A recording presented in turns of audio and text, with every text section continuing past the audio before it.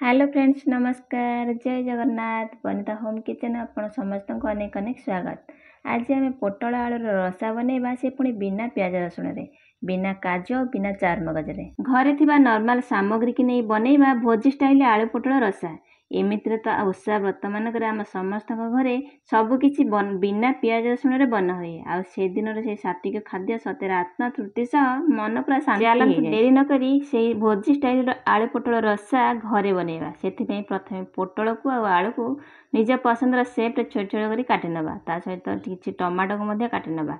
Tomato एठी मु दुईटी tomato काटि नेछि। ता सहित अदा मध्य भोजी स्टाइल पोटल आलू रसा केमानकु बहुत पसंद लगे कमेंट सेक्शन रे एस बोली कहि देबे। आलू पोटल रसा तो मो पुअर बहुत पसंद। से जिद कला मामा टिके आलू पोटल रसा बना जमी भोजी रे बना हुए। से प्रथम कड़े किसी रिफाइन तेल देके आलू को भाजी दवा। जमी हेल्दी बनवाई चाहिए से तेल छाणुनी, अल्प तेल भाजुची। आप चाहिए आपको तेल छाणी पारे। जेहेतु हेल्दी रेसिपी बनवा से भाजवा। प्रथम आलू नॉर्मल मसला कषा तरकारी बनवाई सब तेल छाणिले बहुत टेस्ट लगी था, किंतु एठी तेल मु छाणुनी सबतक भाजी नवा। आ 70% आलू भाजी हो गला आम कड़े काढ़ी नवा। से जो बड़का तेल रही से आम पोटल को भाजी नवा। आपड़ चाहिए ये एक्सट्रा तेल किसी आड करें। भोजी रे खाई आलू पोटल रसा समस्त को बहुत पसंद आसे। जेहेतु से बहुत तेल छणा होता है तेणु तेल छणा जिन समस्त को बहुत पसंद आसे। किंतु यहाँ हेल्दी रेसिपी जेहेतु आम ये कम तेल यूज करवा घोड़े घोड़े भाजी नवा। 70% कुक हवा पर्यंत भाजवा। जो आलू आ पोटल 70% सीझीज तापर आम पोटल को काढ़ी नवा।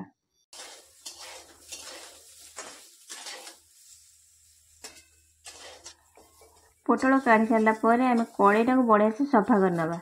ये देखो मुझे रखी किटा टमाटो काटिक जमी दुईटा टमाटो काटी आ दी खंड डालचीनी सह 2 खंड गुजराती देसी आगुरी छेचिक रखी किसी अदा सह धनिया पत्र डेम्फ भाव लाइन कटि जाता से छेची देती। आपको आम सब पेस्ट करनवा। ये जी आप तेजपत्र थी गोटे पकईकी बाटिदेवे। तापर कड़े किसी रिफाइन तेल सह गोटा जीरा दे फुटीगला से मसला पेस्ट को देदेवा। मसला तेल अलग हवा पर्यंत आम कषि नवा।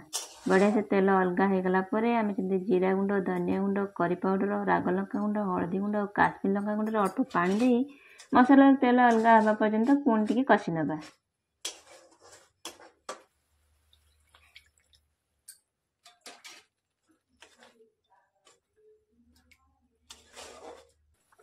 ये आम आगुरी गरम कर रखि कस्तूरी मेथी हाथ में चूना करके देदेवा। मसला को टिके पुणी कषि नवा। आगुरी भाजिक रखि आलू सह पोटल को देदेवा। स्वाद अनुसार लुण को दे अल्प टे पानी दे मसला आलू और पोटल सब भलिया से मिसा पर्यंत आम कषि नवा।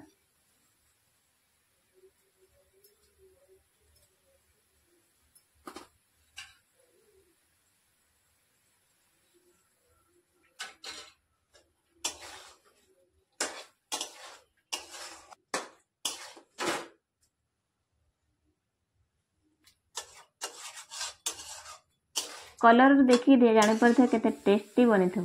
यही प्रोसेस आप खाई पारे ग्रेवी वाला रखिकी। चाहिए ये झोल पानी दे पारे। अल्प किसी पानी दे किसी समय फुटेदवा।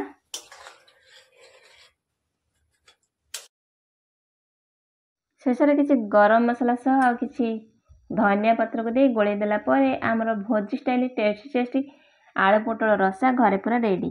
तार ये प्रोसेस रे बनईकी खातु। केमती लगला आज रेसिपी कमेंट सेक्शन में श्योर जनइबे। रही नमस्कार। जय जगन्नाथ।